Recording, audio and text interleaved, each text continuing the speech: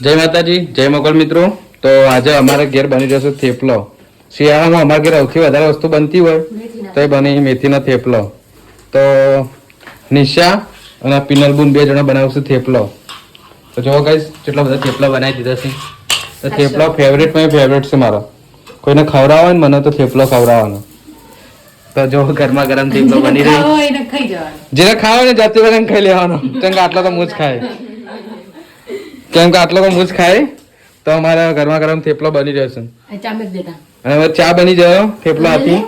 ના હું ના મૂકું, હું ખાલી પીવું જ. તો આટલો બાકી છે હવે થેપલો ને ચા ખાઈ. તો હવે થેપલો બની જશે ને હવે ચા બની જાય. તો ફટાફટ આપણે હવે ખાઈ લઈએ. તો તમારે ખાવા હોય તો જાતે બનાવીને ખાઈ લેવાનો.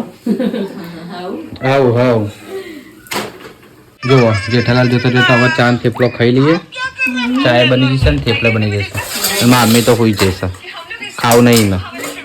તો હવે આપણે ચા થેપલો ખાઈ લઈએ. ખીર તો ગાઈસ ખીરે બનાવી છે.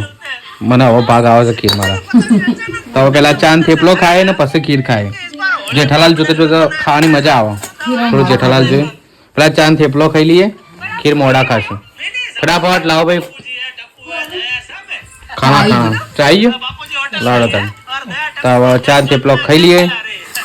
તમારે ખાવા હોય તો તમારે ઘેર ખાઈ લેજો. અને આપણે મળી હવે નેક્સ્ટ બ્લોગ સાથે. જય માતાજી.